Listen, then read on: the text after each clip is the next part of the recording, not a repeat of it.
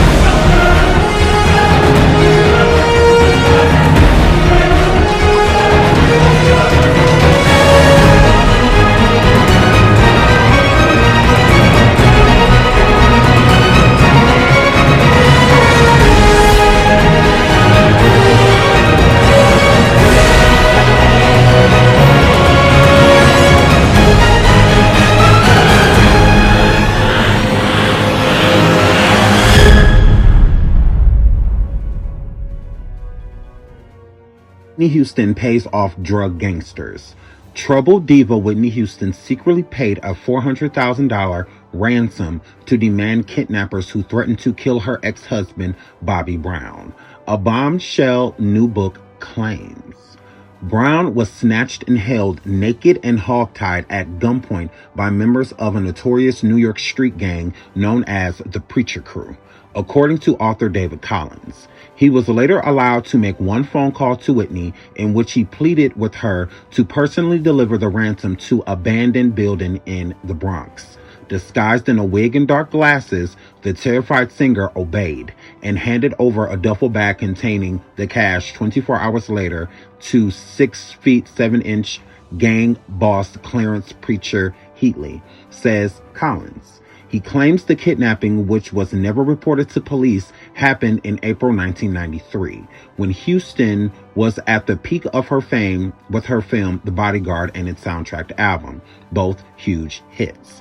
Unlike the movie, however, in which Kevin Costner co-starred as the heroic minder, Whitney was forced to face her then-husband's kidnappers alone to hand over the ransom before they were both allowed to walk away free.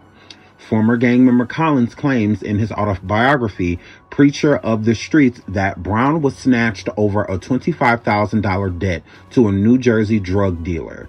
Heatley, currently serving life without parole after admitting being involved in the 13 gang-related killings, allegedly paid the dealer and took over the debt. Heatley, described by Collins as 18.5 stone mountain of evil, then told gang members he had a plan to make a whole lot of money than $25,000. His henchmen were sent to a Manhattan club where the allegedly plied Brown was with high-grade cocaine, later luring him to the Bronx apartment with the promise of more.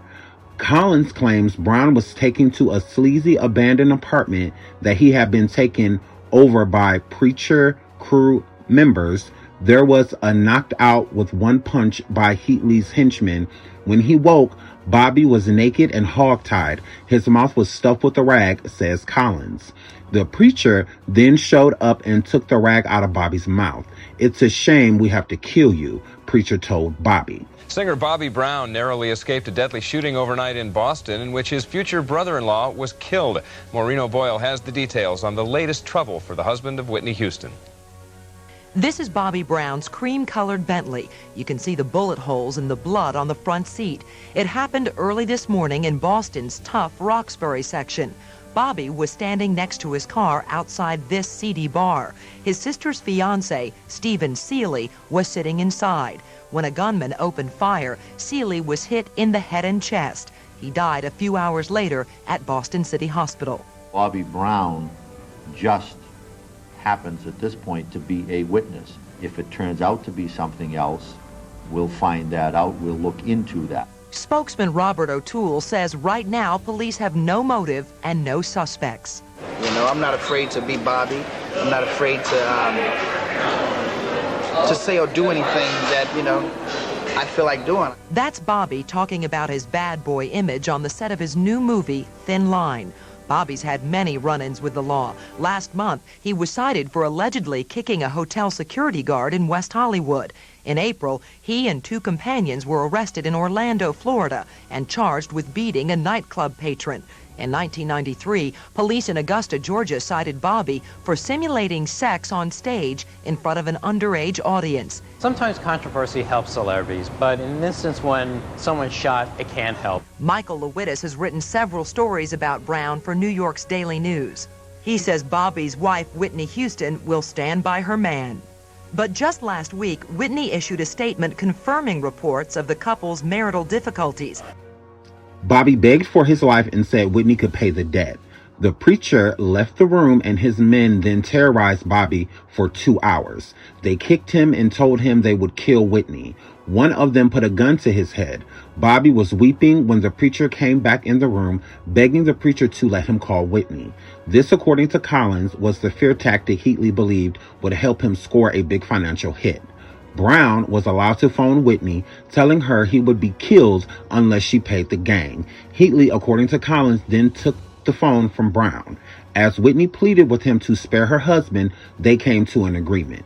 She was personally going to bring $400,000 to get her man back. The next day, she did just that. She was wearing a wig. She paid the money. Bobby was free to go. Collins wrote, once they were gone, Preacher sat there with a duffel bag of money and split it with his men. Preacher kept over $200,000 of it. Collins believes both Brown and Whitney were lucky to escape shaken, but virtually unscattered. In his book, he recounts his own years as a member of the Preacher crew, whose income was derived mainly from drug dealing in Harlem and the Bronx, and those trademarks whose torturing victims couldn't or wouldn't settle their drug debts. Collins writes, members would slice off body parts of rival dealers and defaulters before killing them. The gang was eventually busted by police in a series of raids that landed its key figures in prison. Spokespeople for Whitney and Bobby yesterday refused to discuss the kidnapping allegations, but relatives are bound to be horrified by yet another account of the couple's descent into the Whitney's 73-year-old mother, Sissy, described as a living hell. Bobby, 40, and Whitney, 45, were divorced in April 2007 after a torrid 15-year marriage, during which she went to treatment 3 times. Police were called to their mansion numerous of times, and child welfare workers threatened to take their daughter, Bobby, now 15, into custody.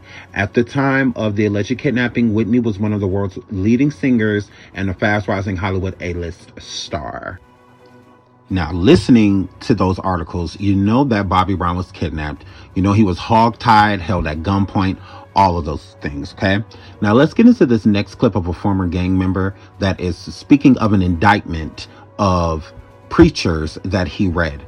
In this indictment, it stated that one of Preacher's victims, a male, had sperm inside of him, okay? One of the people that he had to rough up to get his money. Allegedly, that person had sperm, DNA, inside of him that belonged to Preacher. So that means that Preacher was having sex with his victims. He was hog-tying these men, beating them, and then in points like buck breaking, back in the day, and having anal sex with these men as a way of torture, allegedly. Let's get into one of the ex-gang members. And he was fucking him. Preacher. Before he was killing him, or I don't know. I know I read the indictment. He had an 86-page indictment. Johnny Yates from the St. Nicholas Project. Let me read it. 129 St. Nick. He told me to read it. Look what your man did. Look how they got your man. And I'm reading this shit. And they found DNA of Clarence Wheatley, Preacher, in the rectum of small Paul. I forget. Oh, Paul Moultrie. In the rectum of Paul Moultrie. Sperm, what the technical name was, spermatozoa. Something like that. Yeah, it's his sperm. Damn. Clarence Whitney, spermatozoa in the rectum of Paul Moultrie. Yeah, I read this as an indictment. I said, The Humboldt Thugs. Damn. Yeah. relationship? Yeah, he was working for. I mean, like an intimate relationship. I don't know about that. I was in the injustice. I was in the joint. Don't worry about that. Damn. I know we had. It out. They would be in such spirit of praise. I think I knew then that it was an infectious thing that God had given me. I didn't even date in my 20s. It was rough. It was rough. I think I kind of reverted back as I got older and said, well, I'm just gonna party, you know? It was kind of a rebel in me, you know? Whitney dying, crack rehab fails. First of all, let's get one thing straight. Crack is cheap. I make too much money to ever smoke crack. Please.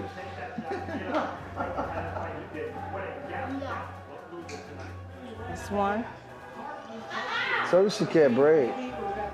You didn't tell that camera that. Yes, I did. My wife didn't even play with dogs when she was little. She used to play with matches and gasoline. And burn your asses up. Amen. I started North Rise, you know that? That's two. All you doing is pulling my hair. You ain't right. Come on, let me do the other one. Let me do the other one. Let me do the other one. Come on.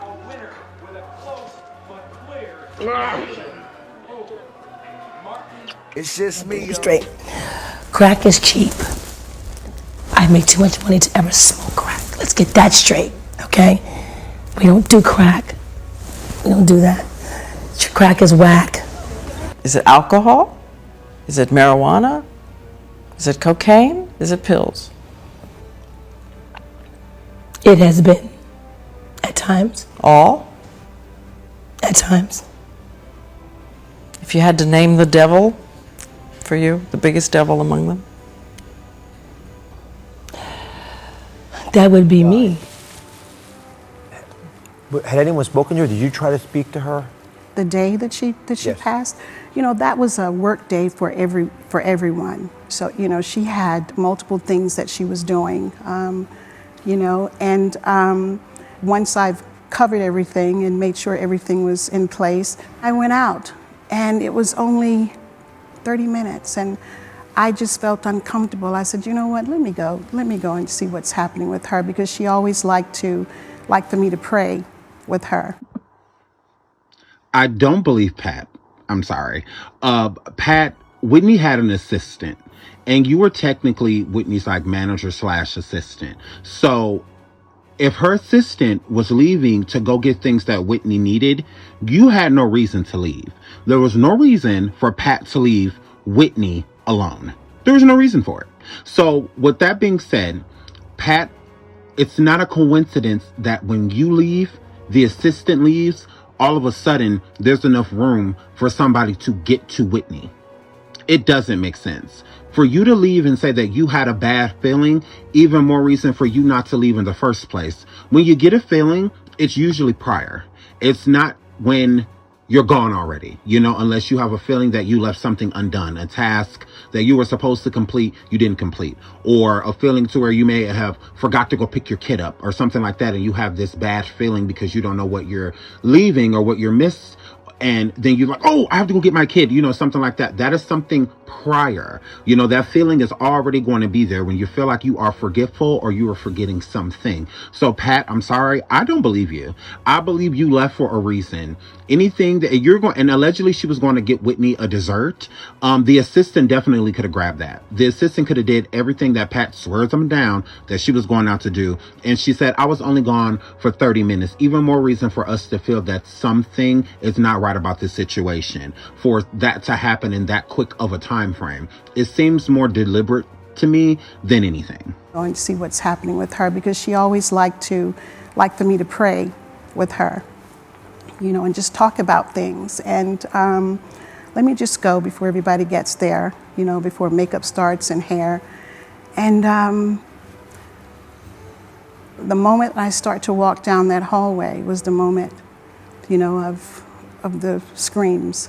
And the only thing I could do, I just walked very calmly. I didn't know what to expect.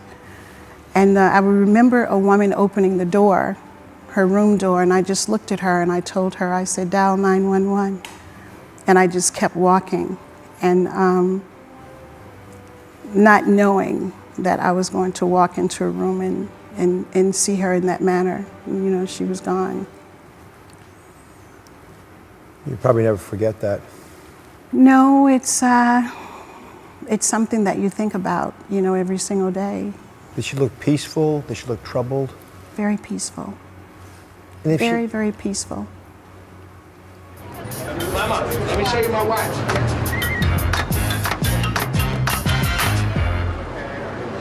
Yeah, man. I'm so good. I am so fly with this watch.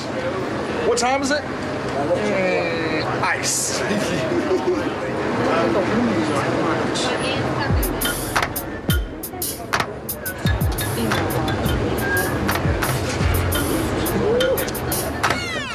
She wouldn't even look at it.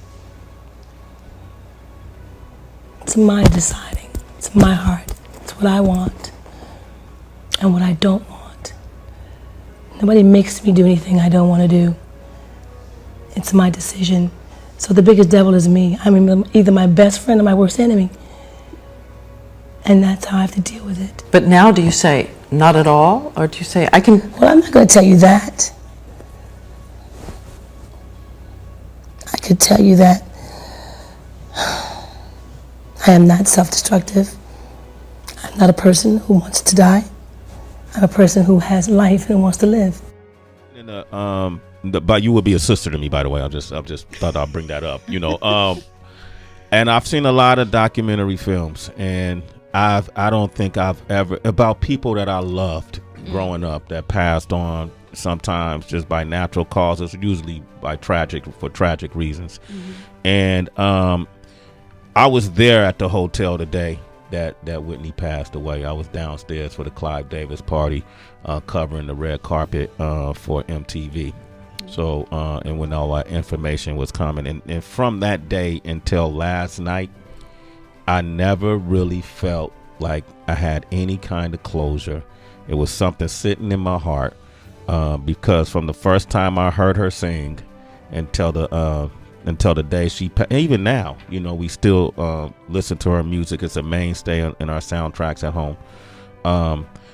Until last night, I never really understood who Whitney Houston was, and I didn't understand fully why her life was the way it was, and all the problems that she faced, being as talented as she was, and coming from the family that she came from, and how she passed on and what led up to those points until last night. And I sat there with Rich Nice and Mike Muse, and I sat right next to Gayle King, and we all cringed, we hugged, we cried, we smiled, we cheered, we applauded, and I think all of us were very satisfied when we walked out of that theater. So I want to say congratulations on a job well done. Yes. I've never seen people be so honest, honest in front of a camera. The family members were all honest. Some folks didn't seem as honest. Right. It was, yeah, we could talk about all of that. How did you put this together? I mean, was this something that started prior to Whitney's passing, or? Yeah, actually, Whitney actually started doing her own docuseries back in 1999. Okay. So I knew that she wanted to do a documentary. It was just about the timing and connecting with the right people to get it done. And everything is about timing. And with everything that the family has gone through and have to deal with all the time, I just felt it's time to put this to rest, so that we can celebrate, the icon and the woman in the music that Whitney truly was. You hear Pat Houston state that the biography of Whitney, was to show how wonderful of an artist she was, how extraordinary of a talent she was. But right after she states that to promote this biography that this biop, it didn't need to happen. There was no reason for it besides a money grab. She states this information that Whitney Houston never said out loud before in her life that we all know, that we know of. Whitney has never stated this information, but Pat pivots off of promoting this documentary by stating this right after she lies and says that it's about the music. Talk about how Whitney did not want to leave Bobby Christina, behind. She always wanted her on the road with her. Well, when Whitney and I would travel and we'd do the tour, she would always want Rhea to be on the road with us. And I would always tell her, listen, she needs normalcy, basic social skills like other children. I said, I'm not bringing her on the road. And we would actually have bouts about it, argue about it, until finally one day she just told me, listen, this is why, I don't want anything to happen to her. I said, what do you mean you don't want anything to happen to her? And she went in and we spoke briefly about, molestation. And then I clearly understood, and we never spoke any more about it, but I reassured her that, I'm not concerned about my mom or anyone else that's watching her. She's going to be all right. So that's where the revelation came to me, but Gary certainly didn't know about her situation because she never really talked about it with her family. And these things really, it's a difficult thing to talk about, molestation, but no, they didn't know. Did Gary talk about it with anybody? With me? Yeah. But not nobody in the family? No, he didn't. And you were also Whitney's assistant for some years, right? Yes, I was. Okay, I just want to get your take on this. What do you think? When I first heard the news that... I can see you're upset. Yes, it's still upset. I am. I really am, because I think it's what I said it was in the beginning. When I first seen this, and I saw the news, and and I'm sorry, please excuse me, I just have to come out and say this. Please. I saw Ray J coming out of the hotel, hiding his head, being pushed into the car. Why? I looked and I said, why is he hiding? Why is he hiding his face? He's always trying to show his face when he's around Whitney. Why now? Why are you trying to hide now, Ray J? And I put it all together. When I first heard she passed away, I said, my God, somebody gave her a bad bag. Cocaine. Yes, I promise you, that was the first thing that came out of my mouth. And then I saw Ray J, and it all added up.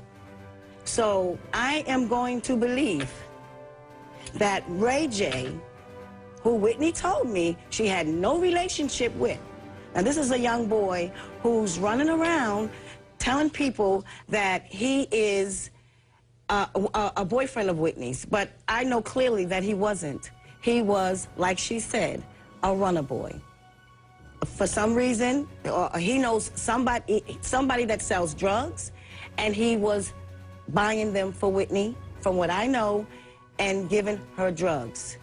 I want to know why this boy was allowed to do that around Pat and around Gary. Around Pat, mainly because you were with her. You were with her all the time. All the time, and for you to say that you don't know what happened to her, I'm really disturbed by that. I really am. Now, we saw Pat on the Oprah interview, though, suggesting that Whitney did not do drugs, and Gary saying the same thing, right? I mean, do you think it's possible they had no knowledge that she was using at this time? Well, no, I doubt that very much. I doubt that very much. Pat is around her. She's around her enough to know if she was doing drugs or not. I don't believe that. I really don't. And I'm just being honest. If I was around her, I would know. You would know. And I see that you're angry. Yes, I am. And you're sad, too, right? Yes, I mean, am. this is really a sad... I'm very sad. I'm very sad, and I'm very angry right now. Shelley, here we are again, another great person taken by addiction. It makes us sad every time, and yet how many times we got to sit here and talk about this? It sounds like no one, Leola, was willing to do that. I don't believe anybody tried to do that. Everybody says, I loved Whitney, but what did you do to try to help her? Did you allow these things to continue to come in her life? Did you allow these people to continue to give her this? Were you one of the people giving these drugs to her? I mean, answer these questions, please. Well, and I'll tell you, the thing that bothers me is it might even have been the person that poured the alcohol that then triggered the cocaine. You know what I mean? It's all part of the same process, and people didn't seem to understand. Joining us, Bobby Brown's nephew, Jairam Brown. Jairam, both you guys, Gerard's still with us too as well. Your mom, Leola, believes that Whitney, the foul play, maybe she was murdered. Jairam, what do you think? Yeah, I believe the same thing. I mean, everything I heard, all the information, it really just doesn't sound right, Sounds like something fishy's going on. Gerard, you said same thing? I believe so. I mean, she took pills. She drank alcohol the night before. Why not just took too much and didn't breathe? I mean, Chrissy told me at the hospital, you know, that my mom is a recovering addict and she did a lot of drugs. So, you know, Yeah, but pills wouldn't take her out I don't like that. think so. And she's a swimmer. You know what I'm saying? I had a tumor before. I was on pain pills before. You know, and they're prescribed by a doctor, and you know how to take them. Was she taking painkillers, Whitney? I don't know. I'm not sure. That I don't know of. I have no knowledge of her taking any pain pills. No. As far as I know, Whitney was fine. She was fine. And another thing, Whitney did not get in bathtubs in hotels. That was something that she and I discussed on many occasions. We used to laugh about it. Whitney would never get in a hotel bathtub. She hated them? She thought they were dirty? Or? Yeah. We talked and laughed about how we would never do that. So when I heard that she was found in that bathtub, I knew right then and there something was wrong. Now, you knew Ray J also, right? No, I did not know Ray J, but I can tell you this.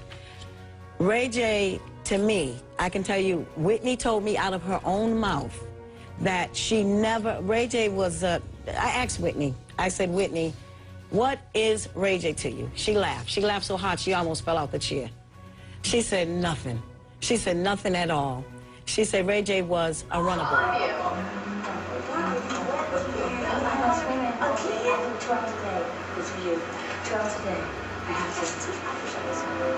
I'm just saying love it because I can't. I love it.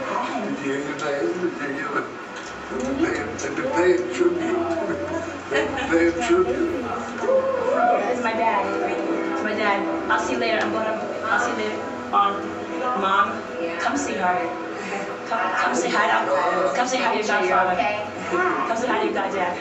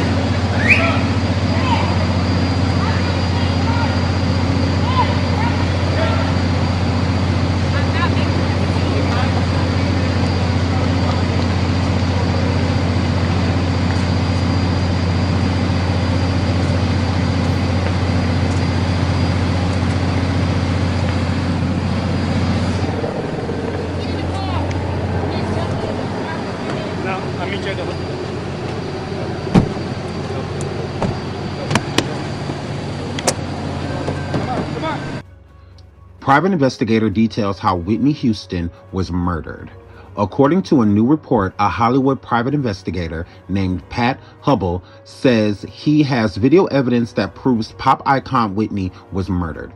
Pat told the National Enquirer details on how Whitney Houston was murdered using evidence from her autopsy and explained why the FBI must get involved to solve this case. Pat's quote, "I have evidence that points to Whitney being a victim of high-powered drug dealers who sent thugs to collect a huge debt she owed for drugs. They blended into a group of hangers on that partied with Whitney at her hotel. The drug dealers and their thugs are from East Coast with connections in Georgia and New Jersey where Whitney lived. The day before she died, Whitney received a delivery of cocaine at the hotel pool. Around 3 a.m., she partied with a small group in her suite. Among them were the drug thugs. After they left, a stoned Whitney was seen on her hotel balcony shouting, 'I am tired of this shit.' She was sick of being harassed about money she owed, as much as $1.5 million. Whitney refused to pay and argued with the thugs. The next day, they returned and killed her.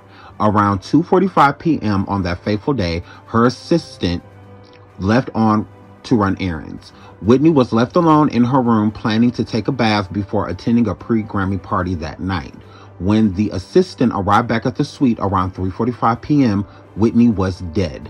I have evidence in the 45-minute frame One or more of the hanger-ons returned to Whitney's suite and got into her room. They demanded the money she owed them, and the headstrong Whitney refused to pay. And that's how things got physical. The coroner's report shows plenty of small injuries. Whitney was thrown into the bathtub and drowned. It seems things got out of hand, and rather than just scare Whitney, they ended up murdering her. The dealers took whatever they could grab, money, drugs, and jewelry, and fled before Whitney's assistant returned to the room. The hotel has security cameras in the hallway and elevators, and I've been tipped off that the killers can be seen on those videotapes. The FBI needs to closely examine those security tapes. Whitney's body shows classic defense wounds, which have occurred while she was battling for her life. There are bruises on her arms and shoulders, a cut on her upper lip, scrapes to her nose and forehead, and lacerations to her scalp. Whitney had many injuries, and it looked like she had been in a boxing match. The coroner's report confirms Whitney had cocaine, marijuana, and sedatives, including Xanax, in her system. She was so stoned that she would not have been able to put up much of a struggle. She was planning a comeback and was attending the party that night with the industry people she wanted to impress. Why would she take sedatives? The water in the tub tested at 93.5 degrees at 9:35 p.m., 6 hours after Whitney's death. She had a burnt section of her skin measuring 5 by 3 1/4 inches on her lower back. That water must have been scalding hot when she entered the tub. No one would voluntarily get in a nearly boiling hot water like that. She was thrown in, and her head was held under the water until she drowned. Death was due to drowning due to the heart disease and cocaine. I believe the Beverly Hills Police and the Los Angeles coroner are happy to sweep Whitney's death under the rug, calling it accidental and closing their investigation. Also, I was tipped by sources in the drug dealing world that people from New Jersey and Georgia were involved, and that's why we need a federal investigation. It's a matter of interstate conspiracy. I'm convinced Whitney was murdered. Now it will be up to the FBI to prove it. So let's do a recap of the information that we just got from this private investigator, Pat, which I feel he's done a phenomenal job in linking this story together due to security tapes, among other things. So let's start with Brandy and Monica and Clive Davis. In the private investigator's report, he states that Whitney had got the drugs as she was leaving the pool area. So she was leaving on her way to get the drugs. When she handed Brandy that note, I believe, allegedly, that note was for Ray J because Whitney needed more drugs and Ray J is allegedly the runner. So that's why she handed Brandy the note, and that's why Brandy handed it to her assistant, because the note wasn't for her. It was for Ray J. And I believe that that's why Brandy will never state the context of that letter, the note, because it wasn't for her. It was for Ray J. So that would be for Ray J to do. So right after, that happens, and the next day Whitney passes away, which is allegedly from the bag of drugs that Ray J brought her. You see Ray J leaving the hotel. He's covering himself out of embarrassment. Why do you need to cover yourself if you're leaving because you just heard that Whitney died? There were plenty of celebrities that were there. Nobody else was leaving and covering their face because there was no guilt. I believe Ray J was doing that because he felt extremely guilty. I think Ray J didn't know that that was a bad bag of drugs. I think he brought her that unknowingly into what was going to happen to her. So that's when you see Ray J here leaving. If you pay attention to the vehicle that Ray J is getting in, that is Brandy from Love and Hip Hop. That is who is in the passenger seat. That is who is yelling for Ray J to get in the vehicle. It is Brandy from Love and Hip Hop. Brandy from Love and Hip Hop states that Whitney Houston was her godmother. So she was close to Whitney as well. So they're all, linked, in that way.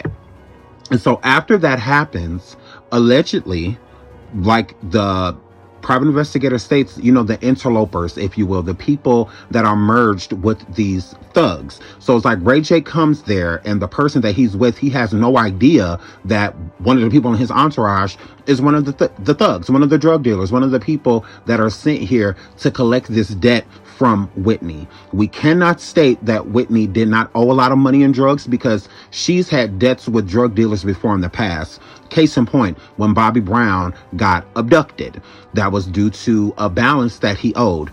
And at the time, Bobby was not doing that well with money. His wife in the 90s had way more money, than Bobby. Her career was thriving. Bobby's not so much. So when it comes to that, it's a high chance, that Whitney did. Oh, before Whitney passed away, she still was worth a lot of money, but she didn't have a lot of money. But it was easy for her to make it. So that's why people, especially the big drug dealers, they will let these celebrities, especially ones that they know have a decent net worth, they'll let them stack up a bunch of debt when it comes to drugs. They don't mind because they know that they're going to get their money one way or the other. Whitney was a very headstrong woman. So them just coming for her and trying to attack her, she's not going to let that happen. Whitney will fight a man, a woman. She didn't care. Whitney was a very tough woman. So I believe, when she gave them a problem, she probably did. And I'm sure that wasn't the first time, but she didn't know that it was going to be the last time. So with these dealers that are coming in the room and they're accessing the room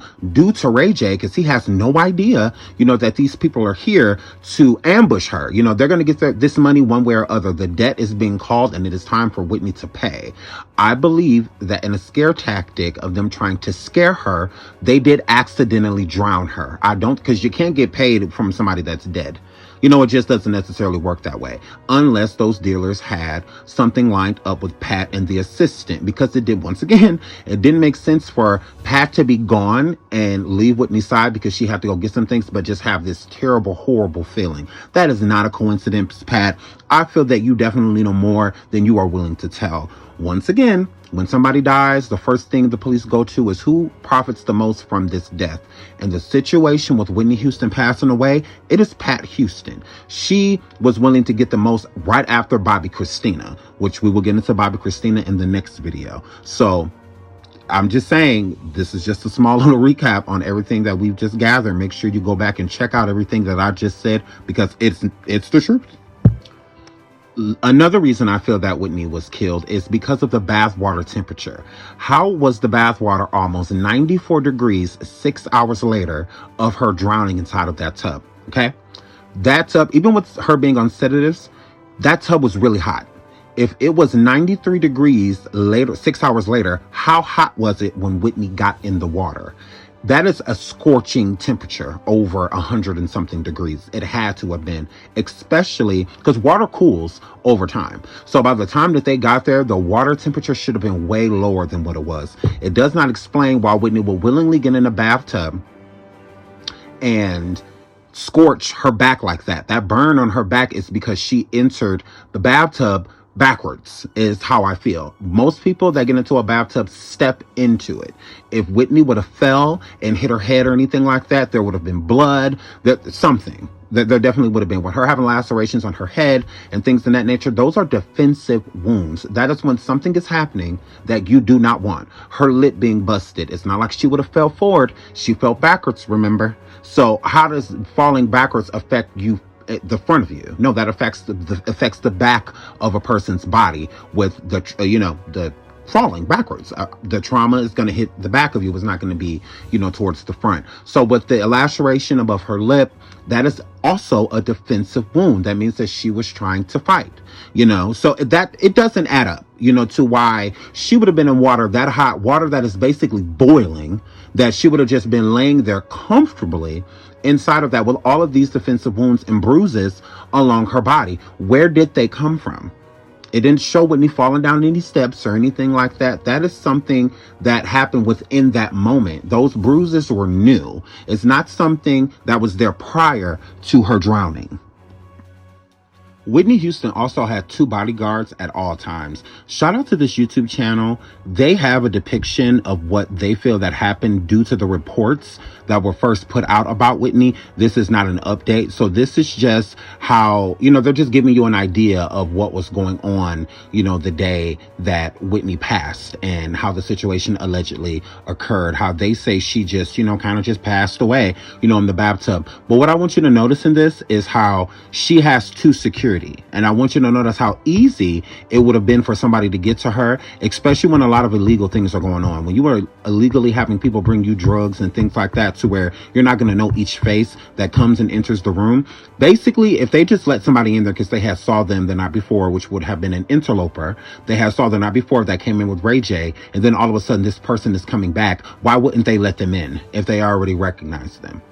They go in, whatever happens between them and Whitney, they don't necessarily hear too much because it's a big suite, and they come out of the room, leave, like nothing, and then the assistant gets back and then they find Whitney dead, so it's easy for the security to leave the part out that other people came into the room, especially if a lot of illegal things were going on. So to not involve themselves in the illegal activity of the drugs, now they are permitting information, withholding information, I should say, of Whitney's murderers. Like they laid eyes on the person that allegedly killed Whitney, and they had no idea until after everything had already happened.